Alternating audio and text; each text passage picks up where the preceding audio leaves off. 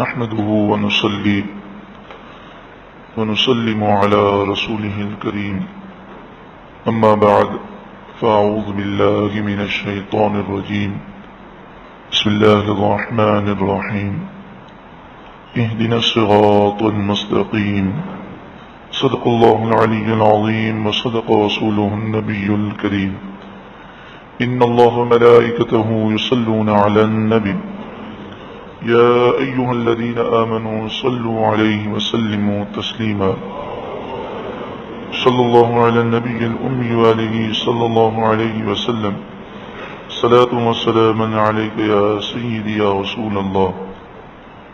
الحمدللہ اللہ رب العالمین کا کرم ہے کہ ہم یہاں نور والے وقت میں، نور والے لمحات میں الحمدللہ نور والا کلام سماعت کرنے کے لیے جمع ہوئے ہیں. اللہ رب العالمین ہم سب کے یہاں پر جمع ہونا قبول منظور فرمائے. ابتدا قرآن مجید فرقان حمید کے فضائل سے ہوگی. سب سے پہلے قرآن پاک کی تعریف، یعنی قرآن کسے کہتے ہیں. تو ارشاد فرمایا القرآن المنزل علی الرسول علیہ السلام. قرآن وہ کلام ہے جو رسول اللہ صلی اللہ علیہ وسلم پر اللہ کی طرف سے نازل ہوا. القرآن المنزل علی الرسول، قرآن وہ کلام ہے جو اللہ کی طرف سے رسول اللہ صلی اللہ علیہ وسلم پر نازل ہوا. المکتوب فی المصاحف، یہ وہ کلام ہے جو لوح محفوظ میں بھی لکھا ہے اور ہمارے پاس بھی وہ کتاب کی شکل میں لکھا ہوا موجود ہے. المنقول عنہ نقلا متواترا بلا شبہۃ، یہ نبی اکرم صلی اللہ علیہ وآلہ وسلم سے ہم تک نقل متواترہ کے ساتھ بغیر کسی شبہ کے منتقل ہوا. یعنی آج پوری دنیا کے جتنے مسلمان ہیں وہ بیک زبان یہ کہتے ہیں کہ یہ قرآن ہے. اس میں کوئی شبہ شک نہیں کہ یہ قرآن ہے. مغرب و مشرق، شمال و جنوب، عرب و عجم، ہر جگہ پر ایک ہی قرآن پڑھا جاتا ہے. تو حضور سے لے کر آج تک تمام مسلمانوں کا اس پر اتفاق ہے، اس میں کوئی شبہ شک اختلاف نہیں. انا نحن نزلنا الذکر، بے شک ہم نے اس قرآن کو نازل کیا. وَإِنَّا لَهُ لَحَافِظُونَ، اور بے شک ہم ہی اس کی حفاظت کرنے والے ہیں. جب اللہ تعالیٰ نے حفاظت کا ذمہ لیا تو 1400 سال گزرنے کے باوجود قرآن مجید فرقان حمید میں نہ کوئی رد و بدل کر سکا اور نہ ہی کوئی رد و بدل کر سکے گا.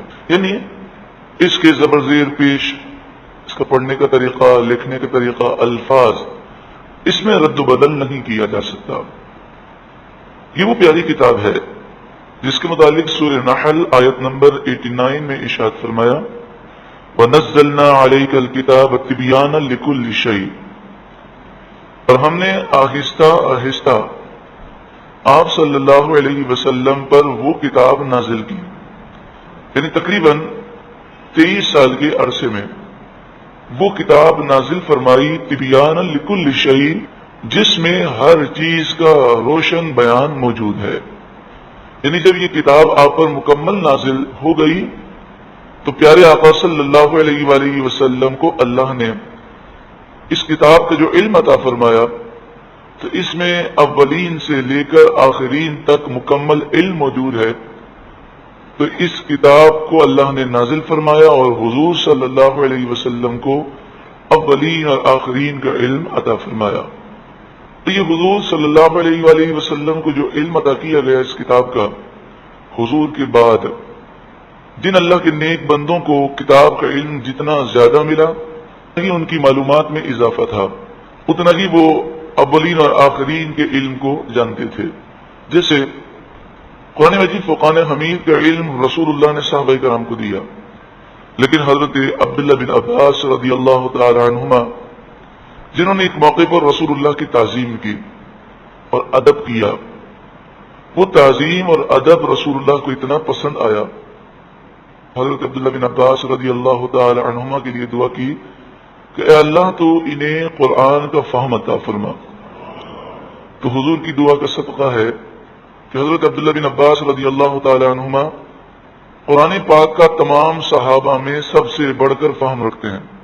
اب حضور کی دعا کا صدقہ دیکھیں کہ حضرت عبداللہ بن عباس فرماتے ہیں لو دعا علی اقال بعیر لوجدته فی کتاب اللہ نے مجھے اپنی کتاب کا وہ علم عطا فرمایا رسول اللہ کے واسطے سے کہ مجھے اولین اور آخرین کا ایسا علم ملا کہ اگر میرے اونٹ کی رسی بھی کھو جائے تو میں اللہ کی کتاب میں اسے ڈھونڈ سکتا ہوں.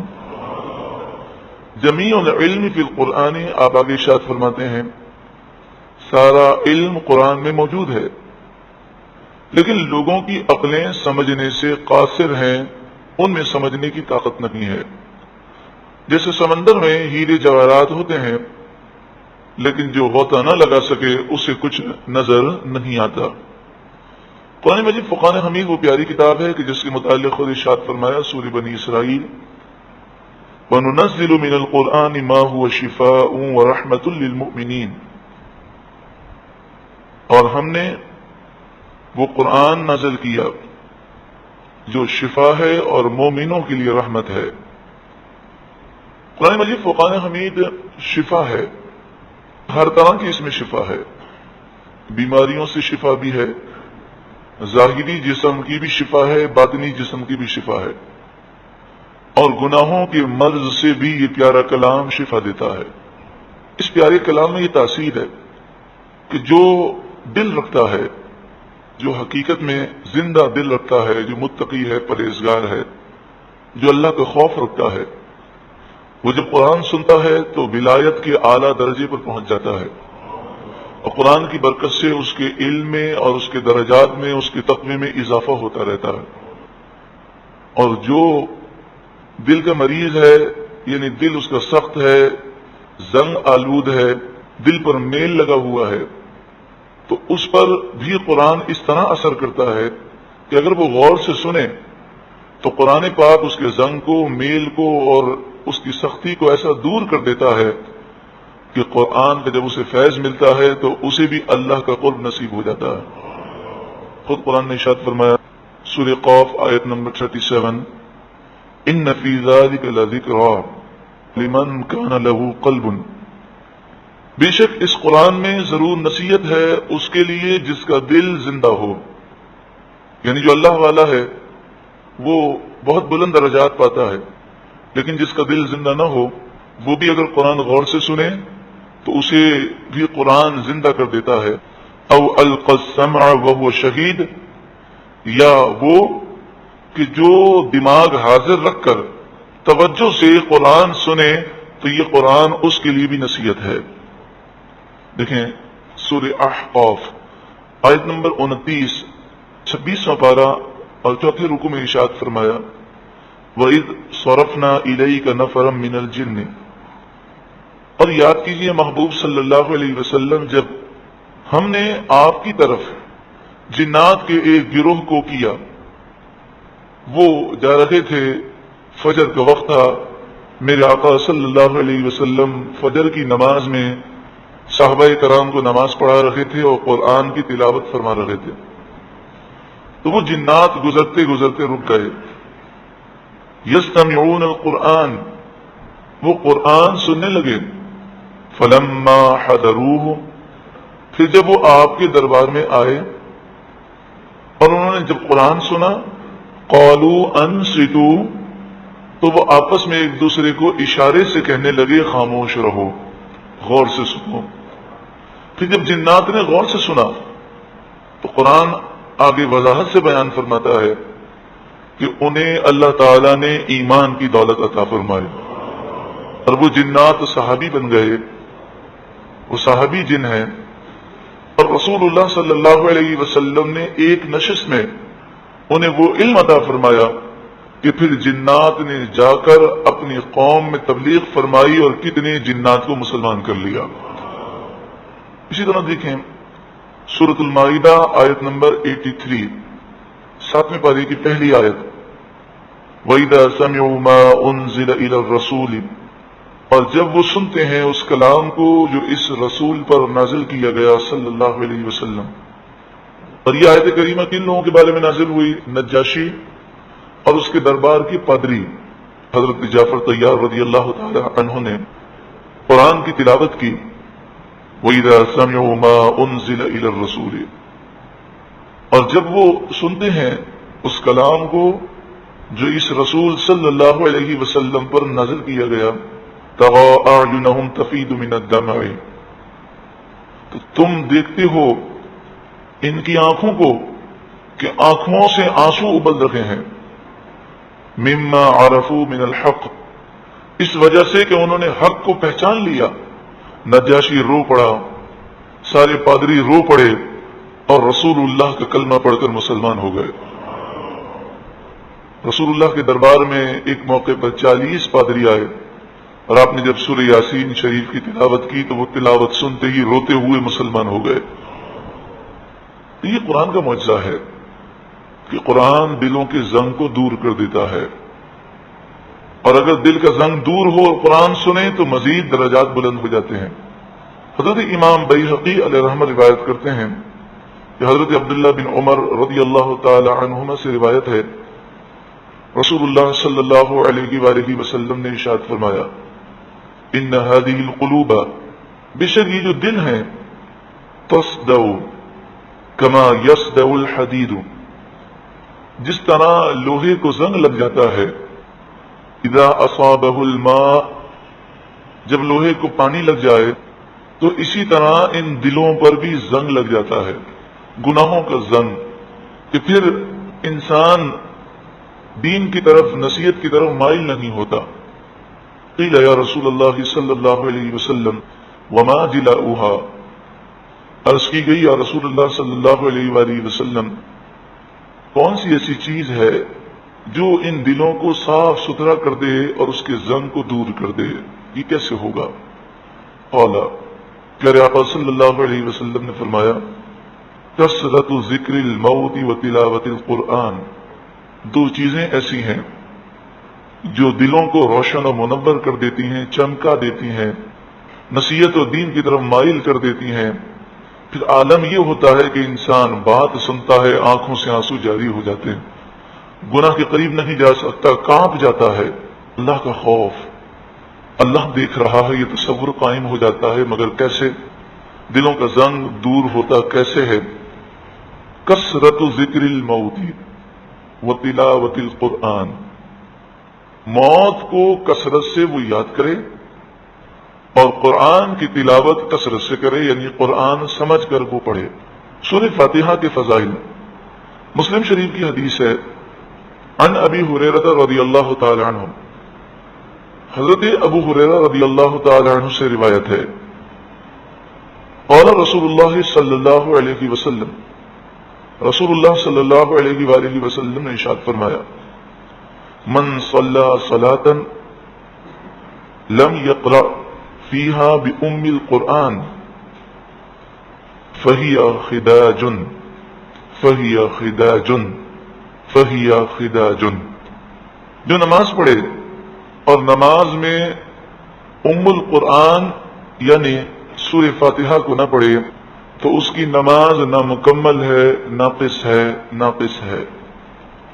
ام القرآن، قرآن کی اصل، قرآن کا خلاصہ، یہ سورہ فاتحہ کا نام ہے.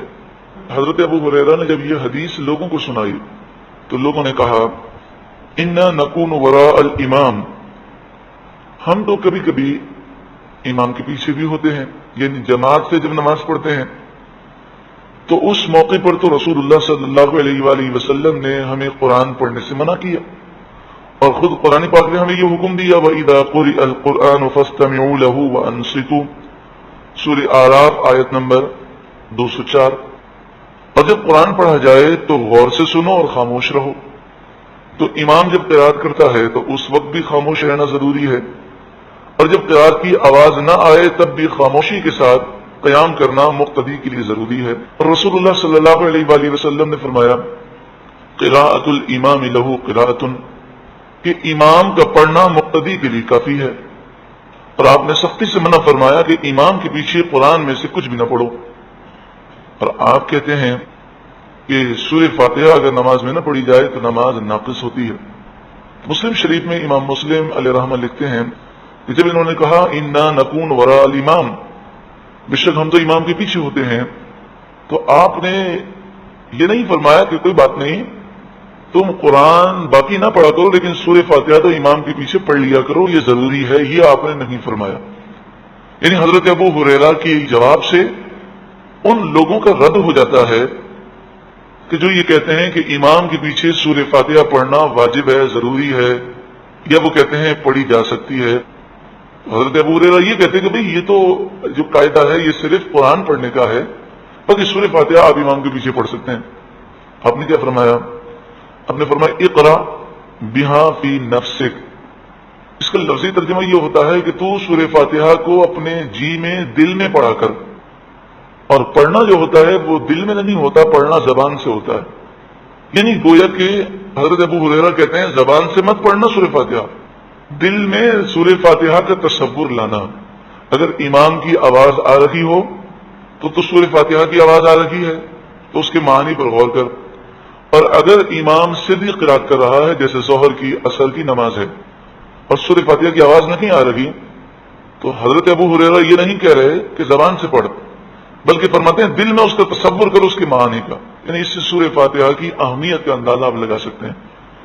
اس حدیث سے ان لوگوں کا واضح رد ہو گیا، اور سعودی عرب سے جو قرآن پاک کا ترجمہ اور تفسیر لوگوں میں تقسیم کیا جاتا ہے، وہ سورہ فاتحہ کی تفسیر میں یہی لکھتے ہیں کہ امام کے پیچھے سورہ فاتحہ پڑھنا ضروری ہے، حالانکہ حدیث میں واضح طور پر فرمایا اقرا بہا فی نفسک، زبان سے مت پڑھنا، دل میں اس کا تصور کرنا، اس کے معانی پر غور کرنا۔ یہ ہے سورہ فاتحہ کے فضائل، کہ اگر امام یا عام جو نمازی ہے جو امام کے علاوہ ہے وہ مقتدی نہیں ہے، تو دونوں کے لیے، امام کے لیے اور منفرد کے لیے سورہ فاتحہ پڑھنا ہر رکعت میں واجب ہے، اور فرض کی 2 رکعتوں میں واجب ہے۔ اور مقتدی سورہ فاتحہ زبان سے نہیں پڑھے گا، کیونکہ رسول اللہ نے فرمایا امام کا پڑھنا مقتدی کا پڑھنا ہے، لیکن مقتدی کو بھی سورہ فاتحہ کے معانی پر غور و فکر کرنا چاہیے۔ سورہ فاتحہ وہ پیاری صورت ہے کہ فقی ابو اللیث سمرقندی علیہ رحمہ ارشاد فرماتے ہیں کہ رسول اللہ صلی اللہ علیہ وآلہ وسلم نے فرمایا والذی نفسی بیدہ ما انزل فی التوراۃ والانجیل والقرآن مثلھا، اس ذات کی قسم جس کی قبضہ قدرت میں میری جان ہے، توریت، انجیل اور قرآن میں سورہ فاتحہ جیسی کوئی صورت نہیں ہے، کوئی صورت نازل نہیں کی گئی۔ سورہ فاتحہ کے متعلق بڑی ہی پیاری حدیث مسند دارمی میں ہے۔ مسند دارمی میں امام دارمی علیہ رحمہ لکھتے ہیں، اور امام بیہقی شعب الایمان میں لکھتے ہیں، اور فقی ابو اللیث سمرقندی علیہ رحمہ یہ وہ بزرگ ہیں کہ جن کا حوالہ امام غزالی بھی دیتے ہیں، جن کا حوالہ اور بھی کئی بڑے بڑے بزرگان دین جن کو مستند تصور کرتے ہیں۔ اب یہ الفاظ لکھتے ہیں بسند صحیح، یعنی یہ حدیث کی سند بالکل صحیح ہے۔ قال رسول اللہ صلی اللہ علیہ وسلم، رسول اللہ صلی اللہ علیہ وسلم نے ارشاد فرمایا فاتحۃ الکتاب شفاء من کل داء، فاتحۃ الکتاب یعنی سورہ فاتحہ ہر بیماری کی اس میں اللہ نے شفا کو پیدا فرمایا ہے۔ سورہ فاتحہ پڑھ کر دم کیا جائے اس میں بھی شفا ہے، سورہ فاتحہ پڑھ کر دعا مانگی جائے دعا قبول ہوتی ہے، سورہ فاتحہ اس نیت سے پڑھ کر دم کریں کہ اللہ ہمارے مردہ دلوں کو زندہ کر دے، تو یہ سورہ فاتحہ ان مردہ دلوں کو اور روحانی بیماریوں کو بھی دور کرنے والی صورت ہے۔ 7 مرتبہ سورہ فاتحہ کو پڑھا جائے اور 111 مرتبہ یا سلاموں کو پڑھا جائے، اور اول آخر 11 مرتبہ درود پاک پڑھ کے اپنے اوپر یا کسی مریض کے اوپر یا پانی کے اوپر دم کر کے مریض کو پلا دیں، اللہ رب العالمین شفا عطا فرمائے گا۔ بخاری شریف میں یہ حدیث پاک موجود ہے، ایک صحابی رسول رضی اللہ تعالیٰ عنہ نے ایک ایسے مریض پر سورہ فاتحہ پڑھ کر دم کی کہ زہر کی وجہ سے وہ مرنے کے قریب تھا، پورے جسم میں زہر جو ہے وہ پھیل چکا تھا، اور بخاری شریف میں الفاظ یہ ہیں کہ جیسے ہی انہوں نے دم کیا وہ ایسے اٹھ کر کھڑا ہو گیا گویا کہ اسے کوئی بیماری ہی نہیں ہے۔ جب رسول اللہ کی بارگاہ میں اس بات کا ذکر کیا گیا تو آپ نے فرمایا ہاں یہ بات درست ہے، یعنی گویا کہ آپ یہ ارشاد فرما رہے ہیں کہ اللہ تبارک و تعالی نے سورہ فاتحہ میں یہ تاثیر پیدا کی ہے کہ مریضوں کو اگر دم دیا جائے تو اللہ تعالی شفا عطا فرماتا ہے۔ آئیے ہم سورہ فاتحہ کا ترجمہ اور تفسیر کو سماعت کریں۔ سورہ فاتحہ مکی صورت ہے، لیکن یہ وہ صورت ہے کہ مکہ مکرمہ میں بھی نازل ہوئی، اور پھر اس کے شرف کو ظاہر کرنے کے لیے اور اس کے مقام و مرتبے کو بتانے کے لیے مدینہ منورہ میں بھی اس سورہ مبارکہ کا دوبارہ نزول کیا گیا۔ اس سورہ مبارکہ کے جو نام ہیں وہ 20 سے زائد ہیں۔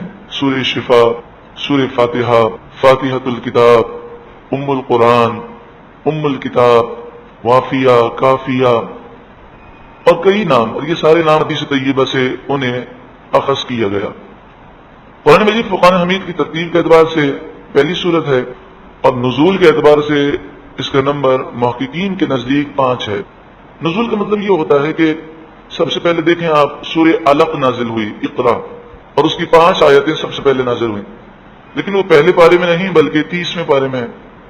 تو نزول کے اعتبار سے سورہ علق یہ پہلی صورت ہے، لیکن ترتیب کے اعتبار سے اس کا نمبر دوسرا ہے۔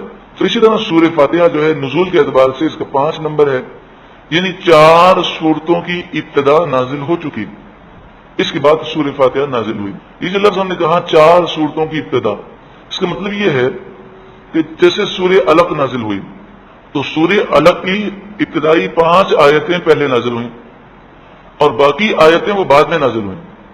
تو نزول کے اعتبار سے جب ہم یہ کہیں گے کہ نزول کے اعتبار سے اس کا نمبر یہ ہے، تو اس کے معنی یہ ہوں گے کہ اس سورہ مبارکہ کی پہلی آیت یا ابتدائی حصہ یا کوئی بھی آیت سب سے پہلے جب نازل ہوئی تو اس کا صورتوں میں کیا نمبر تھا۔ یہ بھی ضروری نہیں کہ کسی سورت کی جو پہلی آیت نازل ہو وہ ترتیب میں بھی پہلی ہو، یعنی یہ ضروری نہیں کہ کوئی سورت نازل ہوئی تو ہم دیکھتے ہیں یہ سورت مثلا سورہ بقرہ الف لام میم سے شروع ہوتی ہے، تو یہ ضروری نہیں کہ ہر سورت کی ابتدا ہی سے نزول ہو، پوری سورت میں سے کہیں سے بھی کوئی آیت ابتدا میں نازل ہو گئی تو نزول کے اعتبار سے اس کا نمبر ہے۔ اور پھر یہ سورت بھی نازل ہوتی رہتی ہے اور دوسری صورتیں بھی نازل ہوتی رہتی ہیں۔ جیسے جب نبی اکرم صلی اللہ علیہ وآلہ وسلم مدینہ منورہ میں تشریف لائے تو سب سے پہلے سورہ بقرہ کا نزول ہوا، لیکن سورہ بقرہ مکمل نازل نہ ہوئی، چند آیتیں نازل ہوئی، اور پھر یہ مکمل 10 سالوں تک یہ نازل ہوتی رہی، اور آپ صلی اللہ علیہ وآلہ وسلم کے وصال سے چند دن پہلے سورہ بقرہ کی آخری آیت نازل ہوئی اور سورہ بقرہ مکمل ہوئی، لیکن اس دوران کئی صورتیں نازل ہوتی رہیں۔ پھر پیارے آقا صلی اللہ علیہ وآلہ وسلم کے طریقہ مبارک یہ تھا کہ آپ جب بھی کوئی صورت نازل ہوتی یا اس کی آیتیں نازل ہوتی تو صحابہ کرام علیہ رضوان سے فرماتے یہ آیت فلاں صورت میں فلاں آیت کے بعد اور فلاں آیت سے پہلے لکھ لو اور اسے اسی طرح یاد کر لو، اور یہ آپ صلی اللہ علیہ وآلہ وسلم نے جو ترتیب صحابہ کرام کو بتائی اسی ترتیب پر آج قرآن پاک ہمارے پاس موجود ہے اور اسی ترتیب میں لوح محفوظ میں لکھا ہوا ہے۔ لیکن نزول جو ہے وہ وقت کی ضرورت کے مطابق جیسا واقعہ ہوتا اور جیسی آیتوں کی ضرورت ہوتی ویسا لوح محفوظ سے نزول ہوتا۔ نظر مصطفیٰ پر قربان جائیے کہ مدینے میں بیٹھ کر مکے میں بیٹھ کر آپ نظر فرما رہے ہیں لوح محفوظ پر، اور قرآن کی ترتیب لوح محفوظ کے مطابق لوگوں کو سکھا رہے ہیں۔ فاتحہ، الفاتحہ کے معنی کیا ہیں؟ ایک تو فتح، ہماری اردو میں کامیابی کے لیے جب جنگ فتح ہو جائے تو کہتے ہیں فتح ہو گیا، اور عربی میں فتح یہ کھولنے کے معنی میں آتا ہے، جیسے کھڑکی کو کھولنا، دروازے کو کھولنا، تو الفاتحہ کے معنی ہوئے کھولنے والی، ابتدا کرنے والی۔ تو چونکہ قرآن مجید فرقان حمید کی ابتدا سورہ فاتحہ سے ہوتی ہے، قرآن کو ہم کھولیں تو پہلی کون سی سورت ہے؟ سورہ فاتحہ، اس نسبت سے اسے سورہ فاتحہ کہتے ہیں۔ سورت یہ کسے کہتے ہیں؟ تو آپ نے دیکھا ہوگا کہ 4 دیواری ہوتی ہے، جیسے مسجد کی 4 دیواری ہے اور کسی مکان کی 4 دیواری ہے، جو 4 دیواری ہے وہ چاروں طرف سے اسے گھیرتی ہے، تو سورت اسے کہتے ہیں کہ جس میں مضمون کو ایک ترتیب سے بیان کیا گیا اور اس کی ابتدا بھی ہے اور انتہا بھی ہے، اور اس نے یہ خاص مضمون کو چاروں طرف سے گھیرا ہے، تو اسے سورت کہتے ہیں۔ اس میں 7 آیتیں ہیں، لیکن محققین کے 2 قول ہیں۔ بعض محققین کے نزدیک اس کی چھٹی آیت جو ہے وہ اہدنا الصراط المستقیم پر مکمل ہو جاتی ہے، اور بعض محققین کے نزدیک اس کی جو چھٹی آیت ہے وہ صراط الذین انعمت علیہم پر ہے۔ تو آیت کے نمبر لگانے میں دو قول ہیں، لیکن اس میں سب متفق ہیں کہ سورہ فاتحہ میں 7 آیتیں ہیں۔ جب ہم قرآن پاک کی ابتدا کرتے ہیں تو اعوذ باللہ سے ابتدا کرتے ہیں۔ اس کے معنی کو سماعت کر لیجئے۔ اعوذ، میں پناہ مانگتا ہوں۔ اعوذ میں جو الف ہے، میں کا معنی یہ دے رہا ہے، اعوذ میں پناہ مانگتا ہوں۔ تو آپ نے دعاؤں میں اور بسا اوقات قرآن پاک میں بھی شاید آپ نے دیکھا ہو کہ بسا اوقات جب الف کو نون سے بدل دیا جائے تو وہ ہم کے معنی دیتا ہے۔ مثلا اعوذ میں پناہ مانگتا ہوں، اگر ہم اس کو نون کے ساتھ پڑھیں نعوذ، تو اس کے معنی ہوں گے ہم پناہ مانگتے ہیں۔ اعوذ ہو تو میں پناہ مانگتا ہوں، اور نعوذ ہو تو ہم پناہ مانگتے ہیں۔ اعوذ مذکر کے لیے بھی ہے، مؤنث کے لیے بھی ہے۔ میں پناہ مانگتا ہوں، اور اگر کوئی بہن پڑھے گی تو اس کے معنی ہوں گے میں پناہ مانگتی ہوں۔ باللہ، اللہ کی، من الشیطان الرجیم، شیطان رجیم مانے مردود، شیطان مردود سے، یعنی شیطان مردود کے حملوں سے میں اللہ کی پناہ مانگتا ہوں۔ اور پناہ سے کیا مراد ہے؟ مثال کے طور پر کوئی کسی پر پتھر مارنے لگے تو انسان جان بچانے کے لیے کسی پلر کے پیچھے، کسی آڑ کے پیچھے چھپ جاتا ہے، تو وہ اس کی جو پناہ ہوتی ہے وہ اسے حملوں سے بچاتی ہے۔ تو گویا کہ اعوذ پڑھنے والا اللہ سے مدد مانگ رہا ہے، اور وہ کہتا ہے مالک و مولا، شیطان مردود کی جو شر ہیں، جو حملے ہیں، میں ان حملوں سے تیری پناہ مانگ رہا ہوں، تو مجھے ایسی پناہ عطا فرما کہ مجھے وہ حملوں سے بچا لے۔ حضرت امام غزالی علیہ الرحمہ نے لکھا کہ جو اعوذ باللہ من الشیطان الرجیم دل سے پڑھے تو اللہ تعالیٰ اس کی مدد فرماتا ہے اور اسے شیطان کے وار سے محفوظ فرماتا ہے۔ اور تفسیر کبیر میں امام فخر الدین رازی علیہ الرحمہ نے لکھا کہ حدیث پاک میں ہے کہ جو 10 مرتبہ اعوذ باللہ پڑھ لے پورے دن میں تو اللہ تعالیٰ اسے شیطان کے حملوں سے محفوظ فرماتا ہے۔ سورہ فاتحہ سے پہلے یہ جب بھی قرآن پڑھیں تو اصل بات یہ ہے کہ جب بھی قرآن پڑھنے لگیں تو اعوذ باللہ من الشیطان الرجیم پڑھنا یہ مستحب ہے۔ تو اگر ہم قرآن پڑھتے پڑھتے گفتگو کرنے لگیں اور پھر دوبارہ قرآن پڑھیں تو پھر دوبارہ اعوذ باللہ پڑھیں، تاکہ شیطان جو ہے وہ قرآن کی تلاوت کرنے کے دوران ہم پر حملہ نہ کرے۔ بسم اللہ الرحمن الرحیم، اللہ کے نام سے شروع۔ اسم مانے نام، الرحمن الرحیم۔ آپ اگر غور کریں گے تو را ح میم رحم یہ دونوں میں ہے، الرحمن میں بھی ہے، الرحیم میں بھی ہے، را ح میم۔ تو یہ رحم جو ہے اس کی معنی ہے مہربانی، رحمت، لیکن الرحمن میں چونکہ حروف زیادہ ہیں اور حروف کی زیادتی معنی کی زیادتی پر دلالت کرتا ہے، یعنی یہ بتاتا ہے کہ اس میں معنی میں زیادتی ہے۔ اس کو آسان الفاظ میں ہم یوں کہیں گے کہ الرحمن کے معنی ہے بہت ہی زیادہ مہربان، اور الرحیم کے معنی ہے بہت مہربان۔ رحمان اللہ کے علاوہ کسی اور کو کہنا یہ حرام ہے، یہ صرف اللہ ہی کی صفت ہے، الرحمن یعنی سب سے زیادہ مہربان۔ تو کسی کا نام عبد الرحمن ہو تو اسے رحمان کہنا یہ حرام ہے، رحمان صرف اللہ تعالیٰ ہے۔ الرحمن بہت ہی زیادہ مہربان، سب سے زیادہ مہربان، الرحیم بہت مہربان۔ جس کام کی ابتدا میں بسم اللہ کو پڑھا جائے اس کام میں برکت ہو جاتی ہے، اور برکت کے معنی یہ ہے کہ وہ کام آسان ہو جاتا ہے، اس کام میں اللہ تعالیٰ آفات و بلیات سے اور نقصان سے محفوظ فرماتا ہے۔ چھوٹا کام ہو بڑا کام ہو، ہر جائز کام سے پہلے بسم اللہ پڑھنا یہ سنت مبارکہ ہے، دروازہ کھولتے وقت، دروازہ بند کرتے وقت، اسی طرح چراغ جلاتے ہوئے، چراغ بجھاتے ہوئے، پیارے آقا صلی اللہ علیہ وآلہ وسلم بستر بچھاتے ہوئے، بستر اٹھاتے ہوئے، ہر کام سے پہلے بسم اللہ پھر الرحمن الرحیم ضرور پڑھا کرتے۔ تو آئیے ہم یہ نیت کریں گے انشاءاللہ تعالی اپنے گھر میں اس رواج کو عام کرنے کی کوشش کریں گے، اس مبارک سنت کو، کہ ہر جائز کام سے پہلے ہم بسم اللہ پڑھیں۔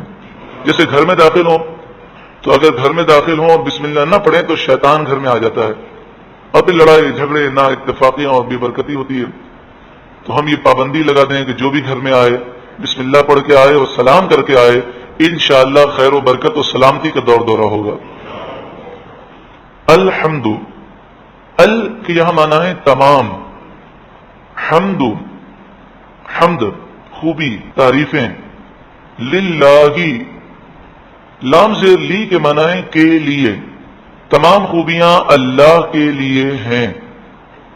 رب العالمین، رب مانے پالنے والا، العالمین کے معنی تمام جہاں، 18,000 عالم ہیں اس کائنات میں. رب العالمین تمام جہانوں کو اور تمام جہاں والوں کو پالنے والا ہے.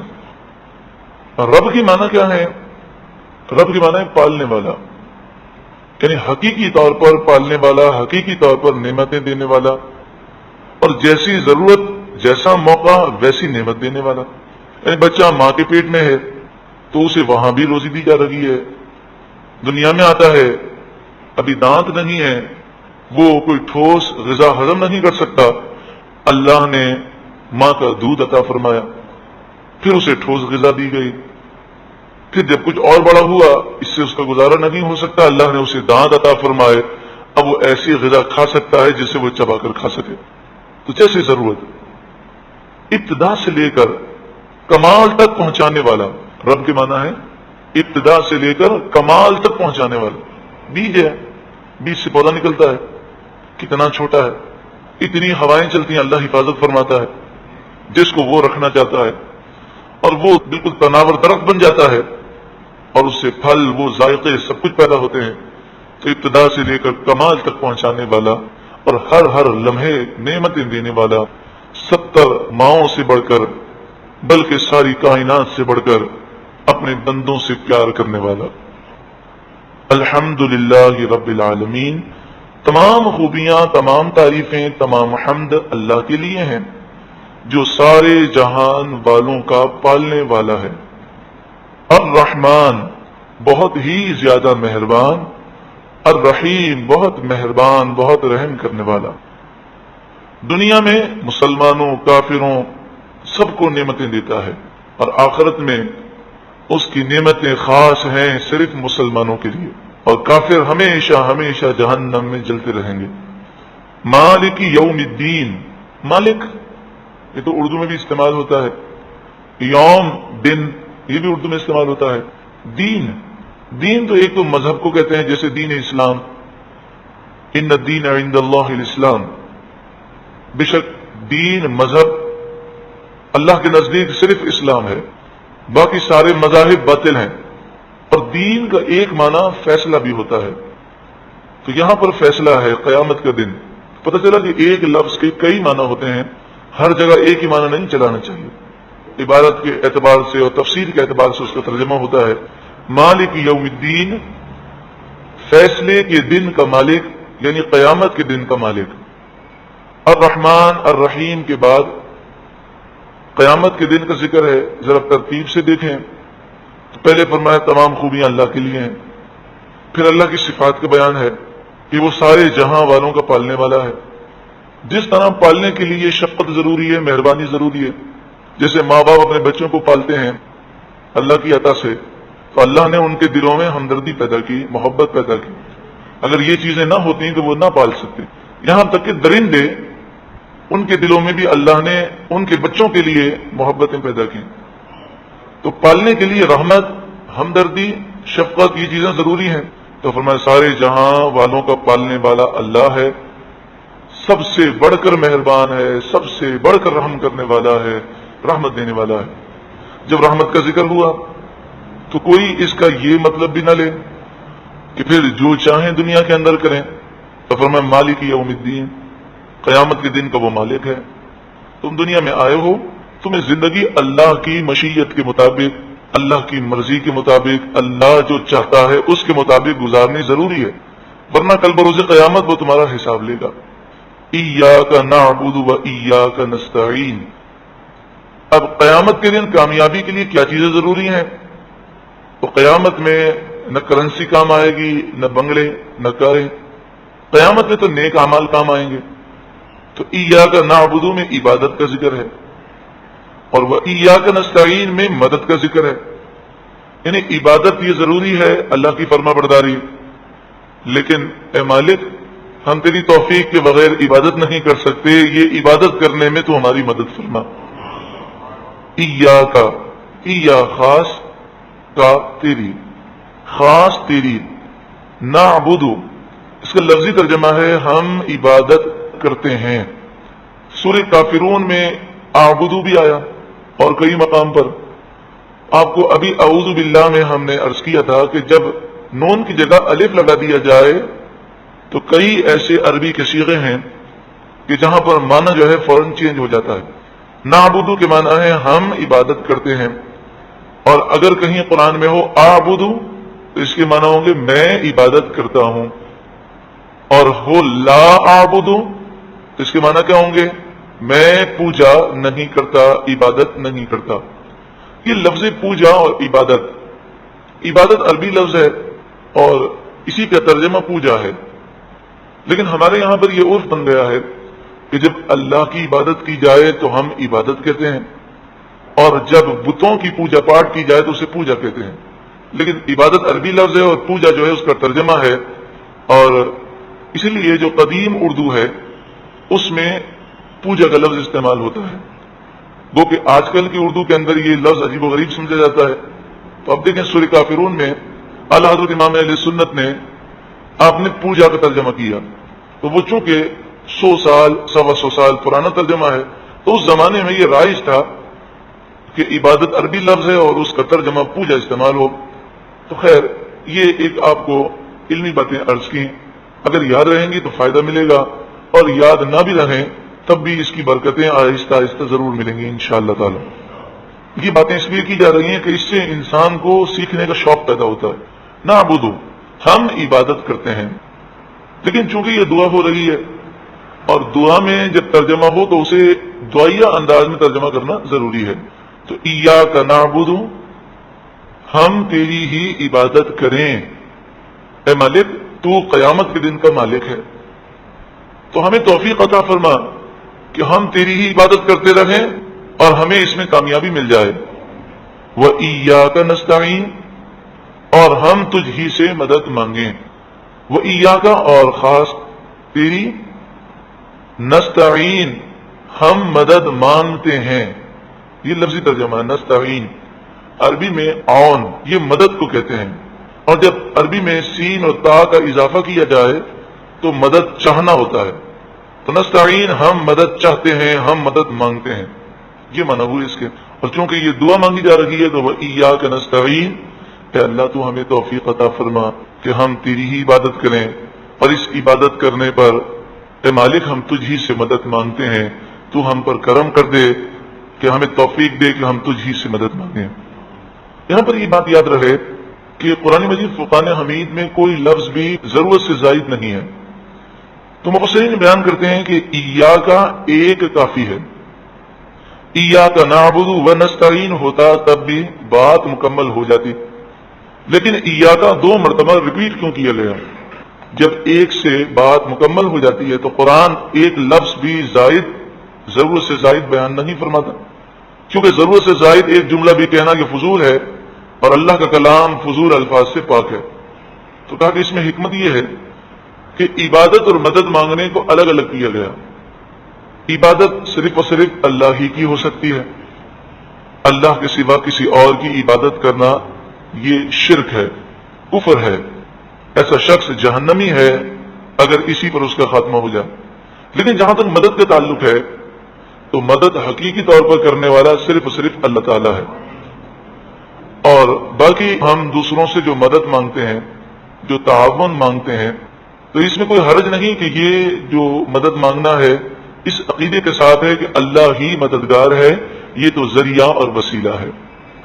خیر یہاں پر تو عبادت کے بعد مدد کا ذکر کیا گیا، لیکن یہ حکم عام ہے ہر معاملے میں، ہر وقت جب بھی ہم کسی سے مدد مانگتے ہیں تو اسے صرف ذریعہ سمجھتے ہیں، وسیلہ سمجھتے ہیں.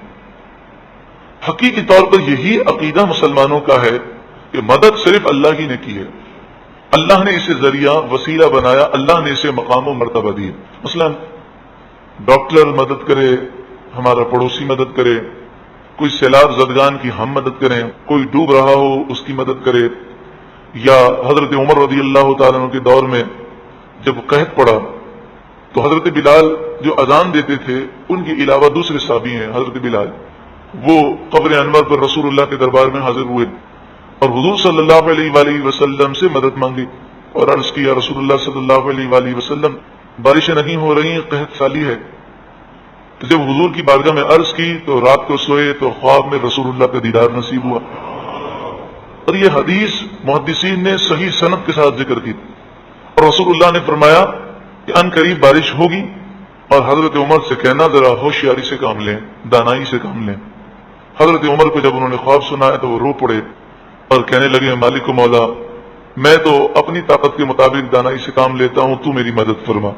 اسی طرح صحابہ کرام علیہم رضوان نے جنگوں کے اندر، جسے حافظ ابن کثیر نے البدایہ والنہایہ میں لکھا اور حافظ ابن اسیر نے الکامل فی التاریخ میں لکھا اور علامہ واقدی علیہ رحمہ نے فتوح الشام میں لکھا کہ شام کی جنگیں تھیں۔ اسی طرح مسلمہ کذاب سے جو جنگ ہوئی اس میں صحابہ کرام پر جب مشکل کا وقت آیا تو انہوں نے یہ نعرہ لگایا یا محمد، الف اور ہا یہ بتاتا ہے کہ جلدی مدد کی ضرورت ہے۔ کوئی ڈوب رہا ہو تو وہ لمبی چوڑی بات نہیں کرتا، مختصر کہتا ہے۔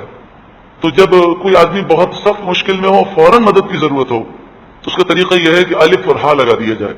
تو یا محمد، یا محمد، اس کے معنی یا رسول اللہ ہماری جلدی مدد کیجیے۔ تو یہ صحابہ کرام کا پکارنا صرف اسی لیے تھا کہ حقیقی طور پر تو مددگار صرف اور صرف اللہ ہے، اور اللہ مدد فرماتا ہے تو کسی کو ذریعہ اور وسیلہ بنا دیتا ہے، اور سارے ذریعوں اور وسیلوں میں سب سے افضل اور سب سے بڑا وسیلہ جو ہے وہ رسول اللہ کی ذات ہے۔ اہدنا الصراط المستقیم، اہدی اے اللہ تو چلا، ہدایت دے۔ ہدایت کے دو معنی ہوتے ہیں، ایک ہے راستہ بتا دینا، ایک ہے منزل تک پہنچا دینا۔ تو کافر کو راستہ پتہ ہی نہیں ہے کہ جنت کا راستہ کہاں ہے، مومن کو معلوم ہے کہ یہ جنت کا راستہ ہے۔ تو جب کافر کے لیے ہدایت کی گفتگو ہوگی تو اس سے مراد یہی ہے کہ اسے ایمان مل جائے اور پھر اسے منزل مقصود کی راہ مل جائے۔ مومن جب ہدایت کی دعا مانگے گا تو اس سے مراد یہ ہے کہ مالک و مولا تو نے ہمیں راستہ تو دکھا دیا، اب ایسا کرم کر دے منزل تک بھی پہنچا دے، ہمیں راستے پر چلنے کی توفیق عطا فرما۔ حقیقی طور پر ہدایت دینے والا اللہ تعالیٰ ہے۔ جب نسبت اللہ کی طرف ہو تو بعض مفسرین نے فرمایا اس سے مراد یہی ہے کہ حقیقی طور پر ہدایت دینے والا اللہ ہے، اور باقی کسی اور کی طرف ہدایت کی نسبت ہو تو اس سے مراد یہ ہے کہ اللہ کی اذن سے اللہ کے دین کی طرف رہنمائی کرنے کا ذریعہ اور وسیلہ۔ اہدی، تو چلا، تو ہدایت دے، یعنی تو ہمیں چلنے کی توفیق عطا فرما، نہ ہمیں الصراط المستقیم، سیدھا راستہ، صراط طریق، سبیل، ان تینوں کے معنی ہے راستہ، طریق، سبیل، صراط۔ لیکن یہاں پر لفظ صراط آیا اس لیے کہ صراط جو ہے وہ بہت بڑے راستے کو کہتے ہیں، بڑے مضبوط پکے، یوں سمجھیے کہ آپ نے دیکھا ہوگا گلی میں بھی روڈ ہے، پھر ایک روڈ جو ہے وہ مین روڈ کہلاتا ہے، پھر ایک شارع کہلاتی ہے، پھر ایک سپر ہائی وے کہلاتا ہے۔ تو صراط جو ہے وہ بہت بڑے راستے کو کہتے ہیں جس پر ایک ساتھ ہزاروں لوگ جو ہے سفر کر سکیں۔ دوسری بات یہ ہے کہ صراط کا لفظ یہاں پر اس لیے آیا تاکہ پل صراط سے نسبت ہو جائے، پل صراط، کہ جو اس صراط مستقیم پر چلے گا اللہ اس کے لیے پل صراط پر چلنا آسان کر دے گا۔ یہ جو فرمایا نا بال سے باریک ہے تلوار سے زیادہ تیز ہے، تو شریعت کی راہ جو ہے وہ بھی بال سے باریک ہے تلوار سے زیادہ تیز ہے۔ مشکلات ہیں، پریشانیاں ہیں، نفس و شیطان کا حملہ ہے، لوگوں کی باتیں ہیں، لیکن جو چلے گا تو اللہ تعالیٰ پل صراط یعنی جو تلوار سے بھی زیادہ تیز ہے، بال سے بھی زیادہ باریک ہے، وہ اس کے لیے ایسی آسان کر دے گا کہ فرمایا وہ ایسا گزرے گا کہ بجلی سے بھی زیادہ تیزی سے گزر جائے گا۔ مستقیم کے معنی سیدھا، جس میں ٹیڑھاپن نہ ہو. یہ سیدھا روڈ ہے، یہ سیدھا راستہ ہے جو سیدھا جنت میں لے جاتا ہے. اہدنا الصراط المستقیم، اے اللہ تو چلا ہمیں سیدھے راستے پر. مسئلہ یہ ہے کہ جب ہم کہیں سفر کر رہے ہوں اور وہاں پر 2 روڈ ہوں یا 3 روڈ ہوں، اب ہمیں سمجھ میں نہ آئے کہ کون سا راستہ سیدھا ہمیں منزل تک پہنچائے گا، تو ہم لگے ہوئے بورڈ دیکھتے ہیں کہ ہمیں اگر فلاں جگہ جانا ہے تو یہ راستہ فلاں جگہ جا رہا، لیکن بورڈ نہ ہو تو پھر ہم لوگوں سے پوچھتے ہیں. اور اگر 3 راستے ہوں اس میں سے ایک راستہ سیدھا منزل تک پہنچاتا ہو لیکن تینوں پر غلط بورڈ لگے ہوں، اور تینوں میں سے 2 پر غلط بورڈ لگے ہوں، ایک پر صحیح لگا ہو، اور 3 میں سے ایک پر صحیح لوگ کھڑے ہوں اور 2 پر غلط لوگ ہوں، وہ جو 2 پر غلط لوگ کھڑے ہوں اور غلط بورڈ لگا ہو وہ کہیں یہ راستہ منزل تک پہنچائے گا، اور ہمیں پتہ نہ ہو کہ غلط کون ہے صحیح کون ہے، تو پھر اس صورت میں آپ بتائیے کہ اتنی مشکل ہو جائے. لیکن یہاں تو ایک بورڈ نہیں ہے، 73 راستے ہیں اور ہر راستے پر بورڈ لگا ہے صراط مستقیم کا. ہر کوئی یہ کہہ رہا ہے کہ جناب ہم قرآن و حدیث کی بات کر رہے ہیں، سچا دین ہمارا ہے. رسول اللہ صلی اللہ علیہ وسلم نے فرمایا بنی اسرائیل میں 72 فرقے ہوئے اور میری امت میں 73 فرقے ہوں گے. کلہم فی النار، سارے کے سارے جہنمی ہیں، الا ملت واحدہ، ایک ہی فرقہ صرف جنت میں جائے گا. بعض لوگوں کو یہ کہنا ہے کہ جناب سبھی صحیح ہیں، تو یہ بات رسول اللہ کی حدیث کے خلاف ہے کہ رسول اللہ تو فرماتے ہیں 73 فرقے ہوں گے، کلہم فی النار الا ملت واحدہ، 73 میں سے 72 جہنمی ہیں، ایک ہی جنتی فرقہ ہے. تو وہ جنتی کون سا ہے، اس کی کیسے شناخت ہو؟ تو اس کے لیے پریشان ہونے کی کوئی ضرورت ہی نہیں، بہت آسان ہے. اتنا آسان ہے کہ قرآن نے یہ نہ کہا قرآن و حدیث کا راستہ، سیدھا راستہ تو ہے تو قرآن و حدیث کا راستہ، لیکن صحیح قرآن و حدیث کون بیان کر رہا ہے کیسے پتہ چلے؟ تو تعین کر دیا کہ تم نہ تو بورڈ کو دیکھنا، نہ آواز مارنے والے کو دیکھنا، بلکہ اس راہ پر چلنے والے کو دیکھ لینا.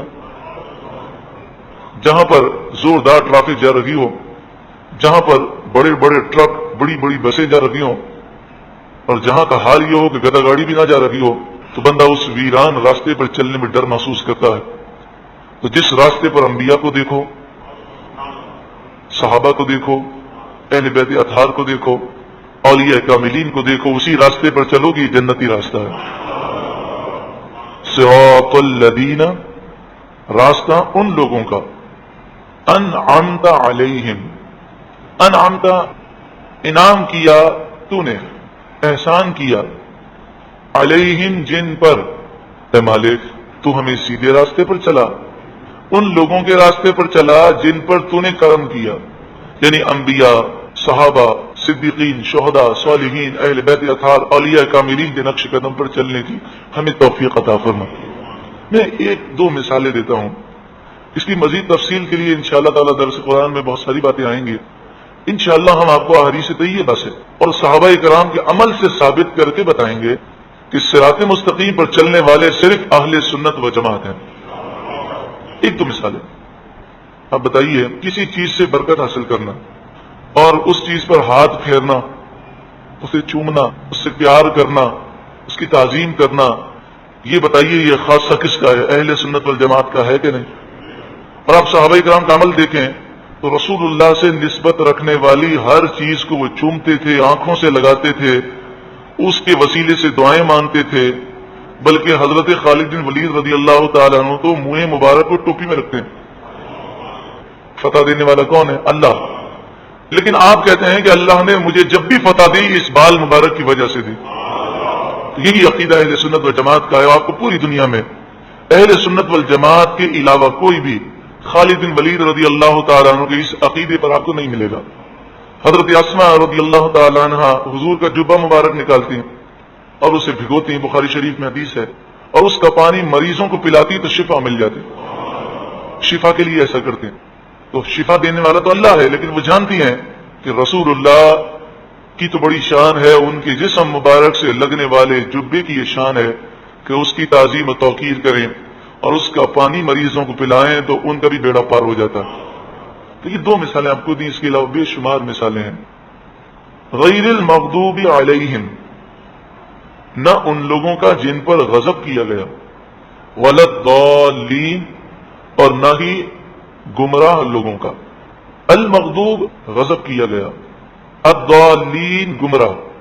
غضب کیا گیا اس سے مراد کون سے لوگ ہیں؟ مختلف تفاسیر میں مختلف اقوال ہیں، لیکن تمام اقوال کا خلاصہ یہ ہے کہ انعمت علیہم، جن پر اللہ نے انعام کیا، ان کے علاوہ جتنے ہیں ضالین میں داخل ہیں یا المغضوب علیہم میں داخل، یعنی صالحین کے راستے سے ہٹنے والے، یا تو یہودی ہیں، عیسائی ہیں، ہندو ہیں، کافر ہیں، مشرک ہیں، یا بد عقیدہ بد مذہب ہیں، صحابہ کرام کے بھی ادب ہیں، رسول اللہ کے بھی ادب ہیں، قادیانی ہیں، آغا خانی ہیں، ایسے لوگ ہیں جو گستاخی وہ قرآن کی کرتے ہیں یا اللہ کی کرتے ہیں یا رسول اللہ کی کرتے ہیں۔ اسی طرح وہ بھی گمراہ ہیں جو اپنے آپ کو مسلمان کہتے ہیں لیکن قرآن و حدیث کا مذاق اڑاتے ہیں، دین کا مذاق اڑاتے ہیں۔ آخر میں اس طرح دعا کی جاتی ہے آمین، اس کے معنی ہے استجب، اے اللہ قبول فرما، اس دعا کو تو قبول فرما۔ رب العالمین سورہ فاتحہ کی خوب خوب برکتیں ہم سب کو نصیب فرمائے۔